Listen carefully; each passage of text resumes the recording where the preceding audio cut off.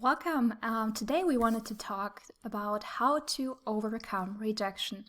And the structure is that we first want to talk why rejection hurts so much.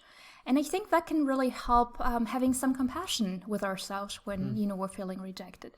Then we wanted to talk about why it's actually important to, find a good way to deal with rejection. And lastly, we wanted to give you concrete tips for, how to get better at dealing with rejection. Yeah, so how about we jump into why it hurts to get rejected? Are you going to talk? Sure. I think it hurts because, first off, we're not getting what we want. Most of us don't want to be rejected. And we can also really personalize it and and interpret it as meaning there's something wrong with us, or touching on some other ways that we look how we look at ourselves. That can be really painful. Yeah, or it can bring up like past rejections, childhood stuff, the whole enchilada. So typically, I don't think I know a single person who, would say they like getting rejected. I think it's just about sort of like reducing the way it stings, like maybe from a 10 to a 3 or something. Yeah. So there's a lot of stuff that happens whenever people get rejected. And of course, it depends on what field we're talking about, right? It's different getting rejected in dating versus in business-related things, because it has different implications. But that being said, let's look at why it's actually important to learn how to better handle rejections. And I think the main thing is that handling rejections better will allow us to put ourselves into situations where we risk rejection. And I have this belief that if you're not getting rejected at all, you're probably not taking enough risks or, doing things that are maybe a stretch. I think like when we're in a period where we never get rejected, it's probably because we're playing it safe or, we're staying in our comfort zone. Would you agree, or like what's your take on that? I do agree with what you said in that rejection, some amount of, if you never get it, then probably you're not stretching yourself a lot.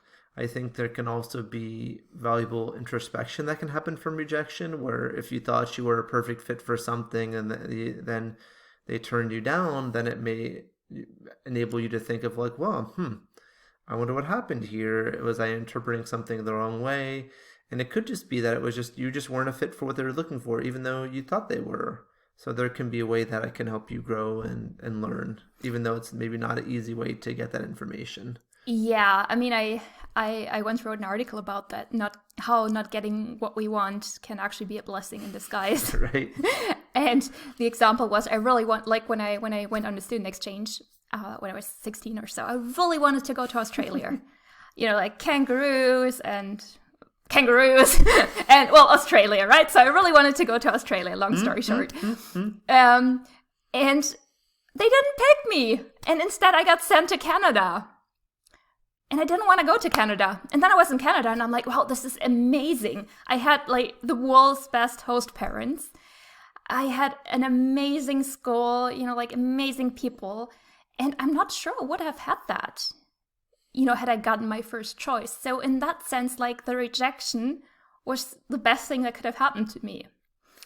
So it's like a rejection can get you something you want more that you didn't know you wanted. Right. And I mean, like the people that we were interested in before we met, if they had wanted to be with us, maybe we wouldn't be together. And I really liked being together with you. So I think in that sense, rejection can actually be a sort of protection. Mm-hmm. Yeah. So that's a quick summary or overview of why I think it's important to learn how to handle rejection better.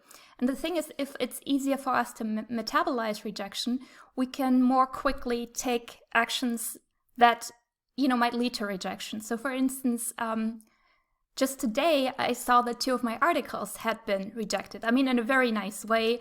And, from publications where I've been published multiple times before, and it's not really an issue. And I really appreciate that they took the time to actually let me know that my article wasn't a good fit. because that really allows me to move on quickly. So in a way, getting a clear no from somebody is such a relief because it allows you to direct your energy elsewhere. And of course, sometimes a rejection is more like try harder, that could also be. But typically, it can be about redirecting energy and, like let's say, oh, they don't want to publish that article there. Maybe I'll publish it elsewhere. I'll just publish it by myself. Like it's also good to have some things where you don't need gatekeepers and you just do it by yourself. Yeah, so let's talk about concrete tips for handling rejection better. So I think one is don't take it personally. It could just be that it wasn't a good fit or it wasn't really about you. And how would you not take it personally? Like, for instance, in my case with the articles, like how would it be if I took it personally versus not taking it personally? Well, I think it gets into your self-talk after it happens. If it's like you're interpreting this like, well, I knew I was always a failure, or my articles never get published, and you get down a stream of negative thoughts. Yeah. That's totally unhelpful. Versus it's just not a good fit. And they, like one of the editors actually said that, they sometimes have to reject high quality articles and they'd like me to submit again. So it's a no for this article. It's not a no for every other article. Mm-hmm. So like don't personalize it. I think it's also really important to see that rejection is completely natural and that you getting rejected often actually shows that you've been daring to try something.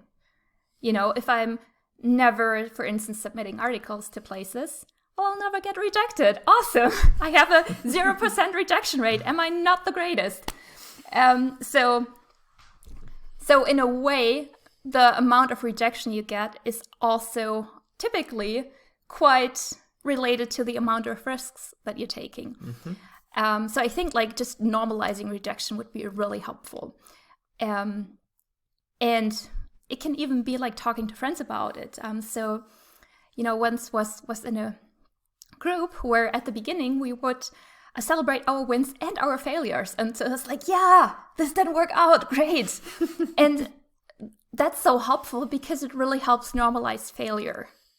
And I think there's a cultural component to that too, where, like some cultures just tend to handle failure a bit better. Like, for instance, the US culture in general, I think is more lenient when people fail, as long as you get back up, than some of the more, when I say conservative, I mean conservatives in terms of like risk-taking and so on cultures. So I think in Germany, there's a bit less of a, oh yeah, sure, it's completely fine to fail. It's than in the US. And of course, like the US approach has different challenges, like all cultures have strengths and challenges. So just looking at what is your culture of origin, like what are sort of like the belief systems you got from that about failure, and are they helpful? Yes or no? So I think that's helpful. I think it's also really helpful, this whole idea of getting back on the horse. And for instance, in my case, they rejected that article. Okay, quickly submit it elsewhere, as opposed to kind of like, sitting on it and kind of like stewing and, oh my God, this is so terrible, blah, blah, blah, blah, blah, which it really isn't. I mean, it's just like a normal part of, writing or doing anything. So just really taking more action. And so I think those are a couple of tips I have. And you? Well, I guess, in addition to those, I would encourage being with the not knowing of how things, what's the best outcome. We have our preferences and we have our expectations. But like you were saying earlier, if one of our previous people we were interested in us or whatever had worked out, we wouldn't be with each other. So at the time we thought, oh, this is so bad, it's not working out with this person, but it ended up working out really great. Yeah, so if you have somebody in your life that you really love, you might consider sending to all the people who rejected you in the past emails like nice fancy cards like, thank you so much. This is like you rejecting me is one of the best things you've ever done. Or maybe you don't do that, but not in a passive aggressive way. But I think we can be generally grateful for that. And for all the rejections that have basically allowed us to become better or to find the right path for us. So I mean, I'm super grateful to whoever didn't let me into the Australia exchange program, because hey, you know, I had like the best year of my life up until that point in Canada. So to quickly summarize, we talked about why it hurts so much to get rejected and how it can bring up all this, you know, like unprocessed stuff. Then we talked about why it's really important to learn how to handle rejection better. And partly that's because it will allow you to take more risks. And that in turn will probably allow you to be more successful and, you know, unfold your potential better than if you played safe. And 3, we gave you a couple of concrete tips for dealing with rejection, you know, using my example with the articles that just got rejected, which is to, normalize it, take action right away instead of like stewing in it, don't personalize it, and, you know, be open to this actually being a blessing in disguise. So that's it from us for today. If you liked this video and would like to hear more about how I help people, you know, take steps outside of their comfort zone and go for what they most want, I encourage you to click on the next link where I talk about all that. And I'd love to see you in the next video. Bye.